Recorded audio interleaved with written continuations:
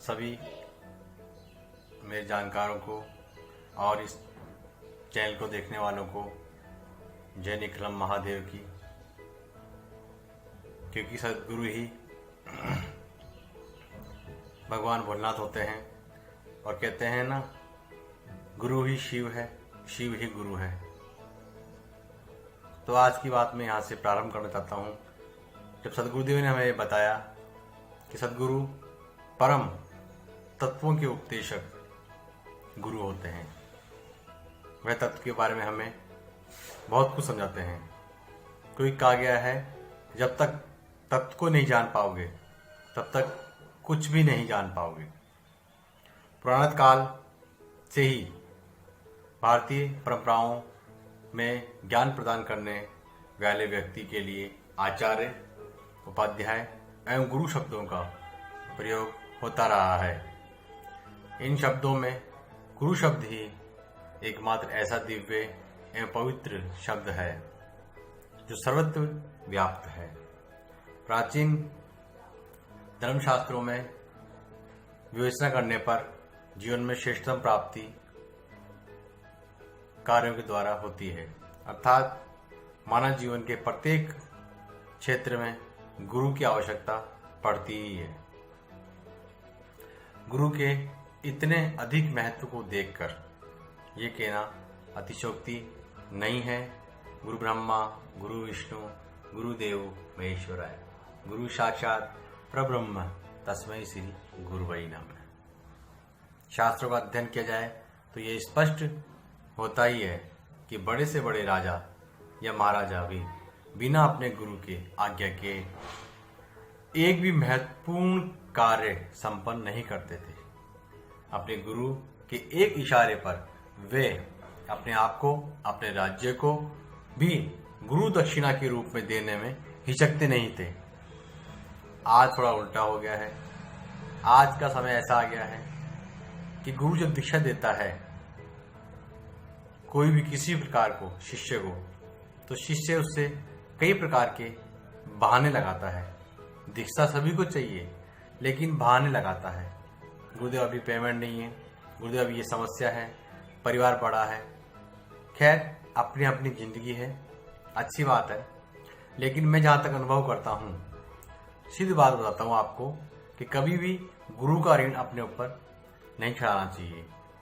गुरु के महत्व का प्रतिपादन तो सत्यवादी राजा हरिश्चंद्र के जीवन के इतिहास में पूर्णतः स्पष्ट होता है। अगर आप राजा हरिश्चंद्र को देखेंगे तो आप पता लगेगा कि गुरु क्या होते हैं। यह बात सर्वविदित है, सबको मालूम है कि राजा हरिश्चंद्र को स्वप्न में विश्वामित्र ने दीक्षा प्रदान की थी और गुरु दक्षिणा के रूप में राजा हरिश्चंद्र ने अपने संपूर्ण राज्य उन्हें भेंट कर दिए थे। इसी प्रकार भगवान कृष्ण ने अपने गुरु, अपने सदगुरुदेव सांदीपन जी के द्वारा दीक्षा प्राप्त कर उनके आश्रम में ही रहकर सांगवेद, उपनिषद, राजनीति, अर्थनीति, शस्त्र विद्या, अश्वविद्या, गज विद्या, आयुर्वेद व गंधर्व विद्या के साथ साथ 64 कलाओं का ज्ञान उन्होंने प्राप्त किया था। श्री कृष्ण भगवान ने सांदीपन जी उनके गुरु थे और उनके पास जाके ही पूर्णता प्राप्त की थी। ब्रह्मवेद पुराण के अनुसार श्री कृष्ण ने समय समय पर अपने गुरु सांदीपन के द्वारा विभिन्न दीक्षाओं को प्राप्त कर अल्पकाल में ही समस्त विद्याओं में पारंगता प्राप्त कर ली थी। गुरुदेव से जब श्री कृष्ण व उनके साथ अध्ययनरत बलराम, सुदामा थे, राजकुमार जी विंद थे, अनुविंद थे, मित्रविंद थे, प्रद्युमन थे, अनिरुद्ध, वज्रनाभ, ये कुछ नाम शास्त्रों में मिलते हैं। और ये सब ब्रह्मचर्य आश्रम के समय को पूर्ण कर जीवन के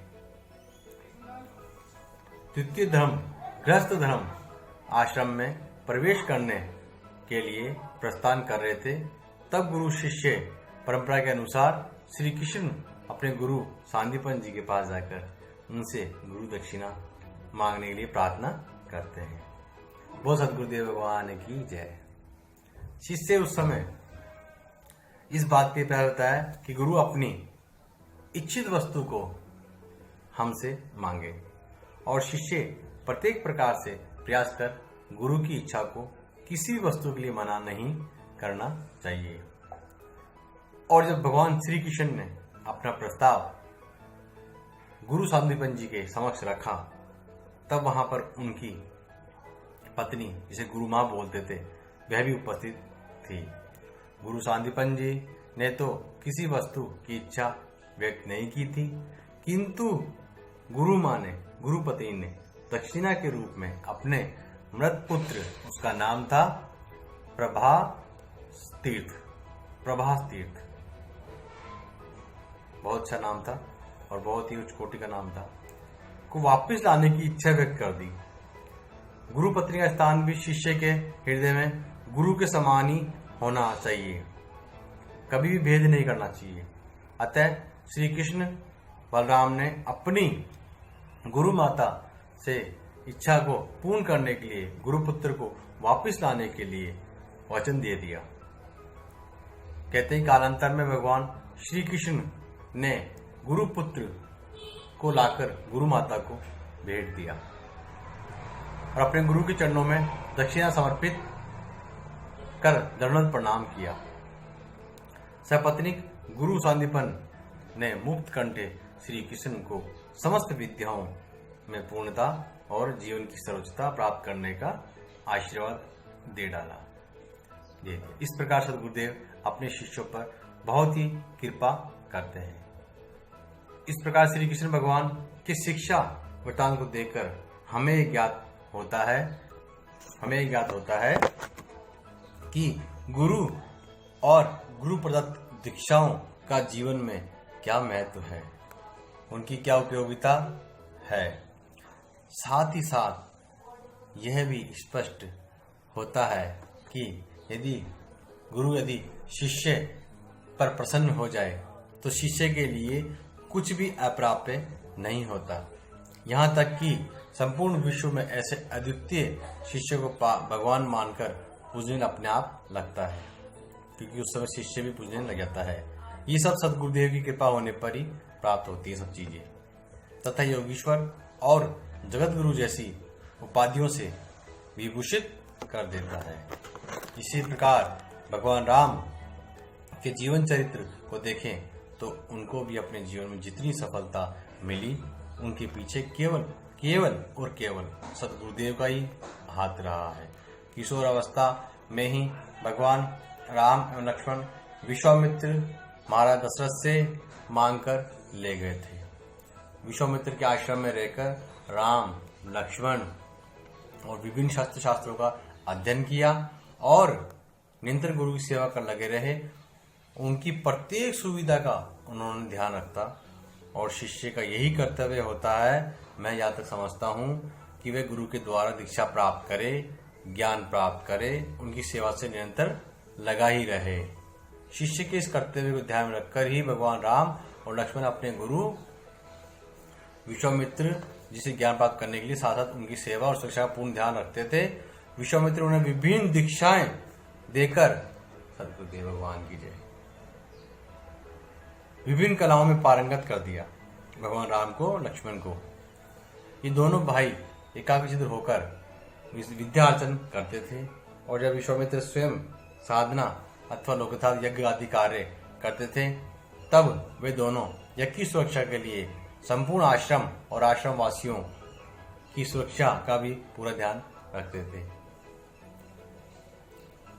तो ये हमेशा ध्यान रखो, जीवन में सद्गुरुदेव कृपा प्राप्त करना ही पहला और अंतिम लक्ष्य एक शिष्य का होना चाहिए और गुरु ऋण कभी भी अपने ऊपर ना रखें।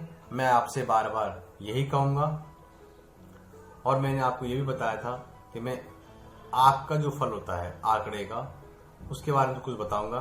तो आज मैं आपको बताता हूँ, जब आँख का फल आ जाए तो आपको तोड़ के लाना, अपनी हथेली पे रखना और उसे देखना, यूं करके, तो आपको क्या दिखता है, क्या महसूस होता है, यह आपको पता लगेगा। जब उसको आप देखेंगे तो एक पीठ झुकी हुई गर्दन वाले व्यक्ति का मानसिक मस्तिष्क में अपने आप सर में मनुष्य के मस्तिष्क में आ जाएगा, जो कि इस बात का प्रमाण है कि ऐसी आकृति वाले के लिए आग विशेष औषधि बन गया है। अब तनिक विस्तार से सुन लीजिए मेरी बात, सोचिए क्या कहना चाह रहा हूं मैं आपको। इस आकृति का व्यक्ति जिनकी ओर आग का फल संकेत कर रहा है, किन किन रोगों से ग्रस्त होता है? आम बात, खांसी, दमा। तो इन सब की दवा जो है आग के इस फल से बनती है। मैं आगे बताऊंगा कैसे दवा बनानी चाहिए। जैसा सदगुरुदेव ने हमें आशीर्वाद दिया, और ये बहुत ही कारगर दवा है, जरूर बताऊंगा। आज के लिए इतना ही।